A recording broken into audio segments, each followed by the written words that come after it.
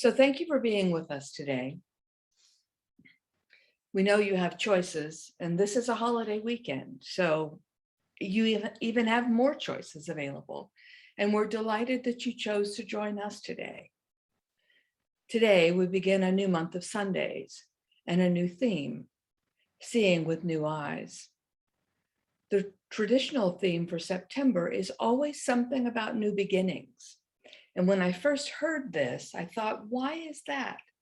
Well, silly, of course, it's because school starts in September. That's no longer true, but still this idea of beginning again and starting fresh and having the opportunity to reframe our thoughts and recreate our life in a way that works for us, that's a useful idea anytime. And so that's the theme for September. And the way it shows up this year is seeing with new eyes.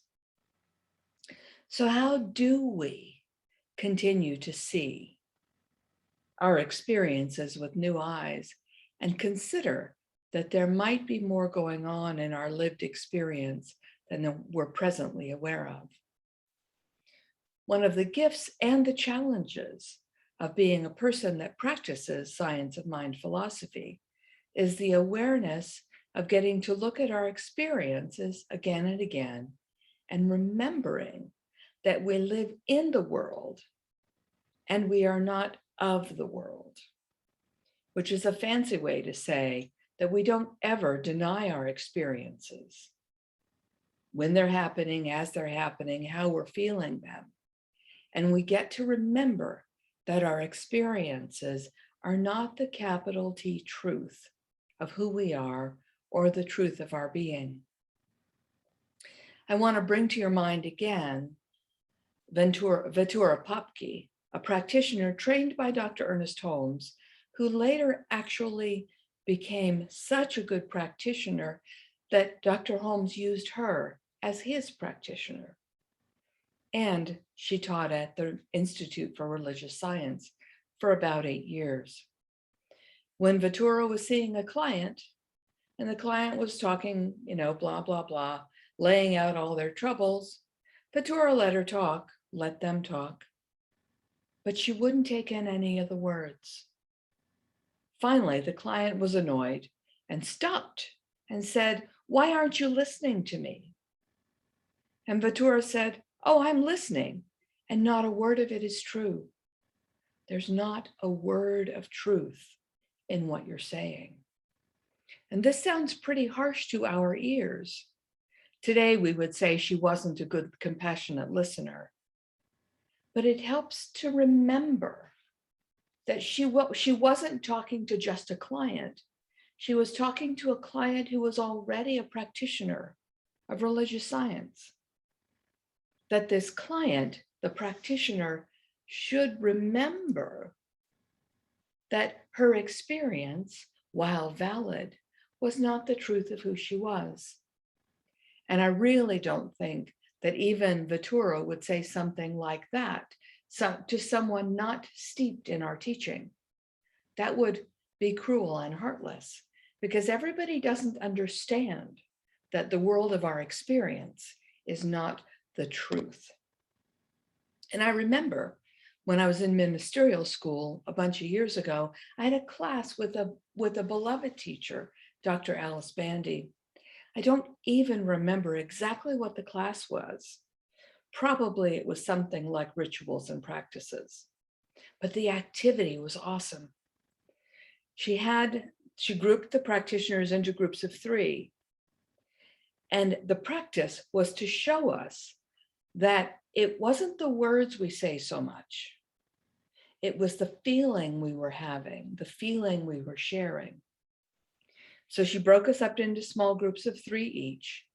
And one person was tasked with talking about a problem that they had, something that was bugging them and, giving them a hard time. The catch was they couldn't say any words. They could only say blah, blah, blah, blah, blah, blah, blah, blah.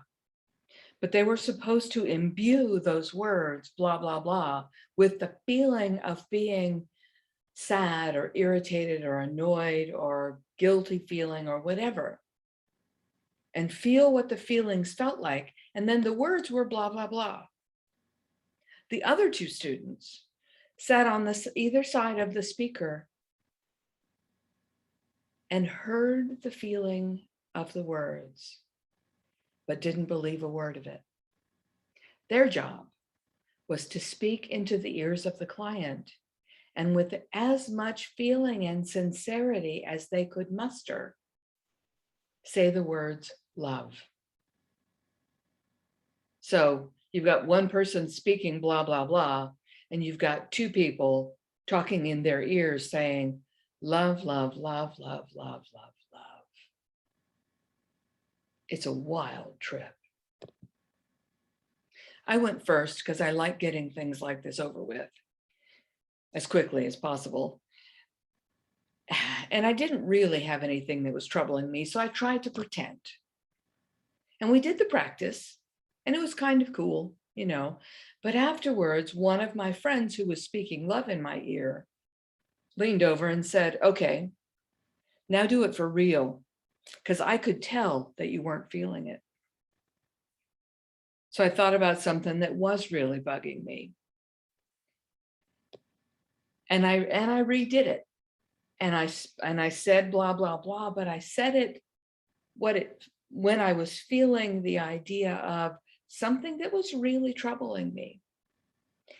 And that the feeling of it came out through my blah, blah words. And when I said the blah, blah words, feeling it, and they spoke love in my ears, feeling it, it was way different. It was moving, it was heartfelt, it was substantial. And that's what happened for every single person who did that practice. The takeaway for that class, and really for everyone that I've shared that story with anytime, it's the feeling. It's feeling the feeling when you're in the experience and remembering that that's not the truth of us. It's the story. And it's not the story, right? It's the feeling of feeling what you're feeling and remembering that love is what we are. And it's the remembering that we get to shower the people who are troubled, stressed, worried, anxious, ill, whatever. We get to shower them with love, with peace, with joy, with wholeness. It emanates and radiates from each of us when we remember the truth. And when we think that thought towards the people we're thinking about, towards the people we're praying about, praying for, and they can sense it.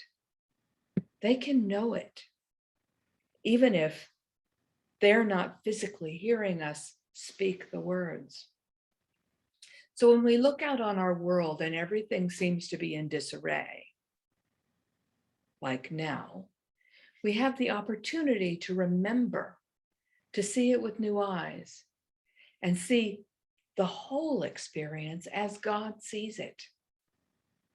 From this morning's spiritual thought, Ernest Holmes, 365 Science of Mind, page 258, paragraph 1.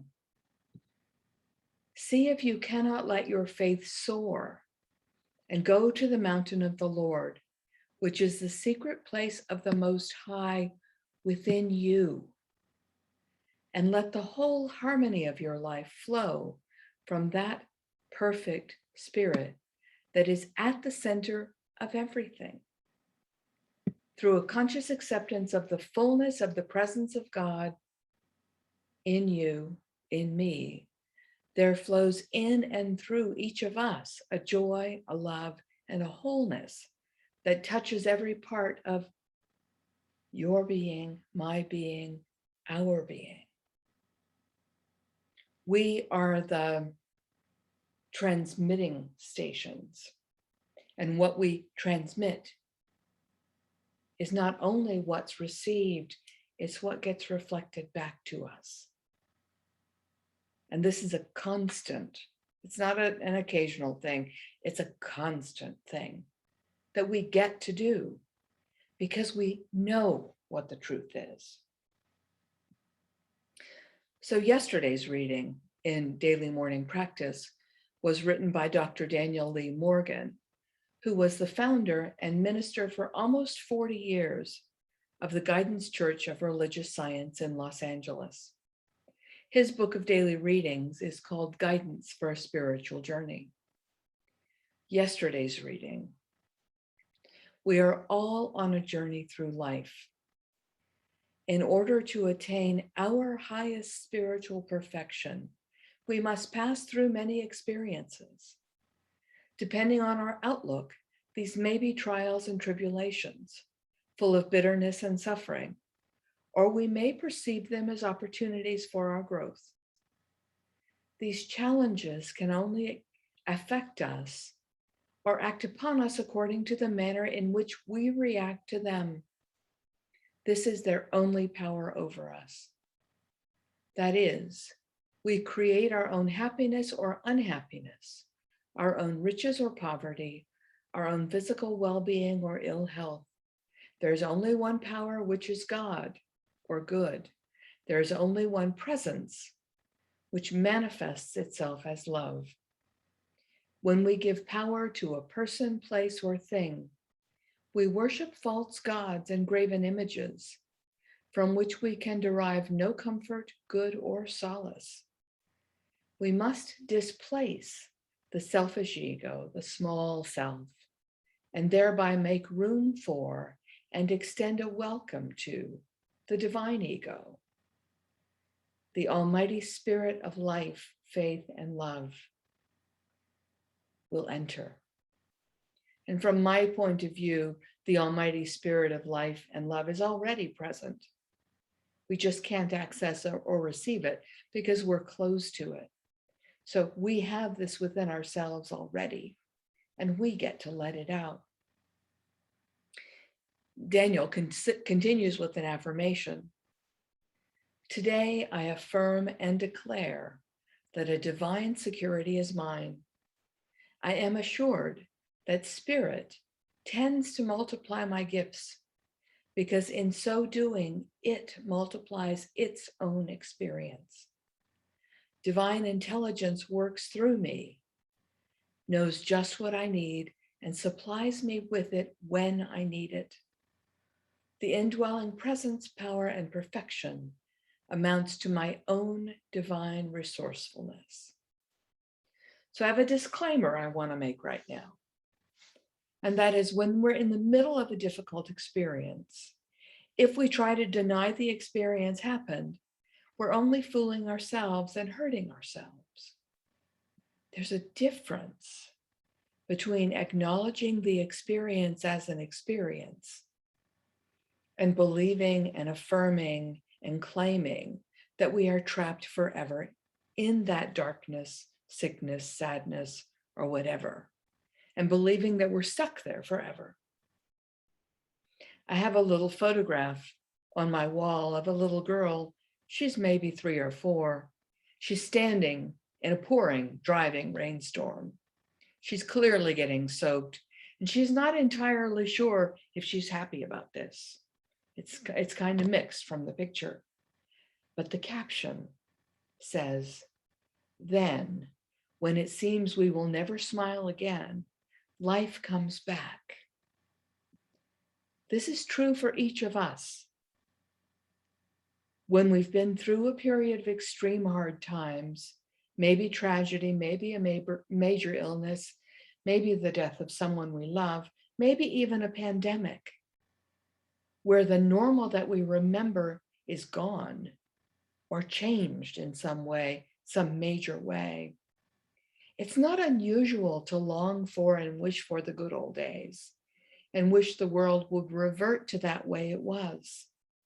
Those days are gone. That world doesn't actually exist anymore.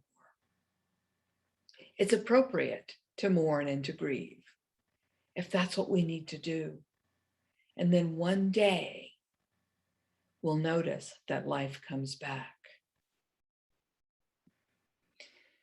Yesterday morning, in morning practice, Bev, the practitioner who normally joins us from CSL Tacoma, Washington, talked about working with people who had lost the use of their limbs, paraplegics and quadriplegics. And she said eventually they were all able to see the gifts associated with the event that had left them without the use of their body parts. Because that difficulty brought them something more.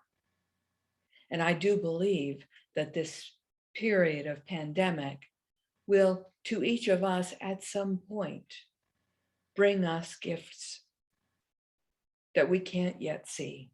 And I just hold to that truth because I believe that greater good comes out of everything, even this. And I know that most people who have experienced catastrophic change and have the luxury of time and the awareness and perspective to be able to see their experience from a broader point of view will at some time be able to see the good that came from it. That's the divine resourcefulness showing up as us, showing up as them. It's seeing with new eyes.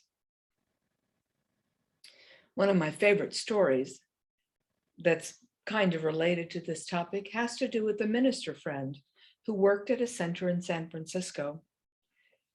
And she was getting ready to retire, soon. But because of the fires a couple of years ago, she was evacuated from her home. And they sent her to a Dairy Queen. Why? Who knows, right? But a Dairy Queen was not a place she would typically go. But while she was at this Dairy Queen, she met this guy. He wasn't a close neighbor. They never ran across each other in the neighborhood, but he was also from the area that was evacuated and sent to the Dairy Queen. They would not have met except for this fire. They started talking, realized they were pretty compatible. They started spending time together, and eventually, after quite a long courtship, they got married. And they're delighted with their life together, just as happy as clams. But without that fire evacuation, she cannot come up with any way that she would have actually run into this fellow who turned out to be the love of her life, and it's reciprocated. We can't know the untold good that comes from hard times, but we can open our eyes to see it and be open to the awareness that such a possibility exists for us. And if you think about it, most of you, maybe all of you, maybe all of us, have stories like my friend Carol's, maybe not quite as dramatic as the fire evacuation, but they're all stories of hardship. They're all stories of challenge or difficulty, turning into something positive. Every one of us has these stories, and the only way we become aware of them is if we let ourselves see with new eyes. So I want to close with a quote from the good emperor, Stoic Marcus Aurelius, and a blurb written by Ryan Holiday in the Daily Stoic. For those of you who read the Daily Stoic, it's from August 16th. From the Meditations by Marcus Aurelius. Just as the nature of rational things has given to each person their rational powers, so it also gives us this power. Just as nature turns to its own purpose any obstacle or any opposition, sets its place in the destined order and co-opts it, so every rational person can convert any obstacle into the raw material for their own purpose. I think we're called to do that in this pandemic. Every one of us gets to take these obstacles of our experience and turn them to greater good. It doesn't happen automatically. It doesn't happen, well, it might, but we have to pay attention to see it, right? From Ryan Holiday. This is a cute story. At 5'3", Muggsy Bogues was the shortest player to ever play professional basketball. Throughout his career, he was snickered at, underestimated, and counted out. But Bogues succeeded by turning his height into the very thing that made him nationally known. Some people looked at his size as a curse, but he saw it as a blessing. He found the advantages contained within it.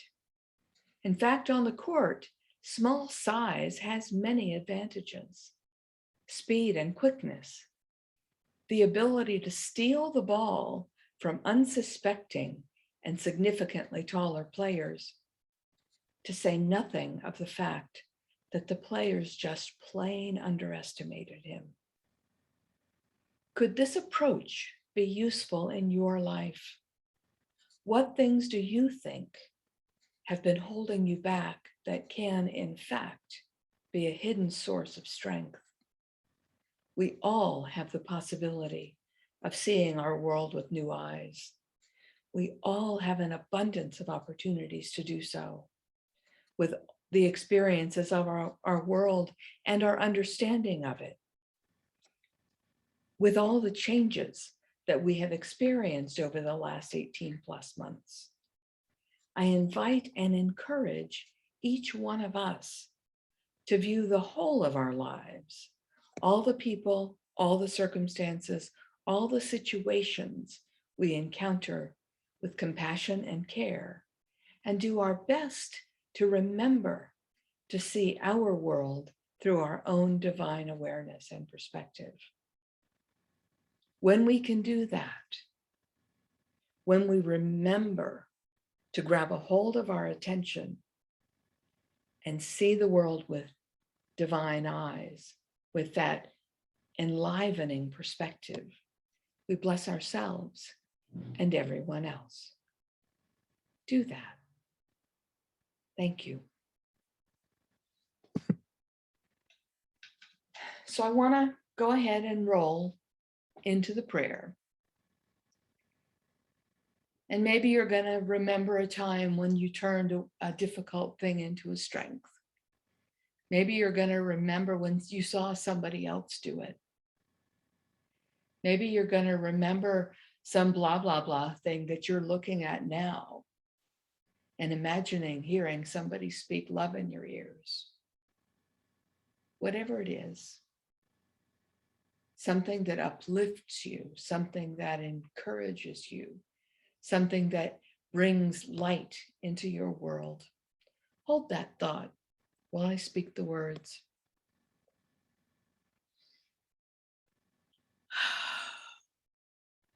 I relax into this space, this moment of awareness that I have about the divine presence living in, as, and through me, living as each beloved here, living through them, living as them. And I know that that whole and holy presence expresses life, expresses joy, expresses love for its own pleasure through us.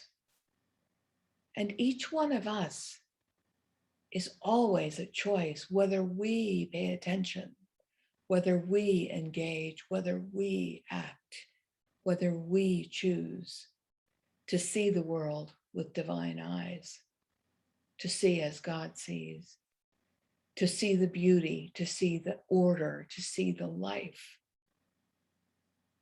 And I know that capacity, that capability to see as God sees lives within each and all. So I know for myself, I re-engage my own process, my own practices, to see God in all, as me, as them. because there is only one life. That life is God.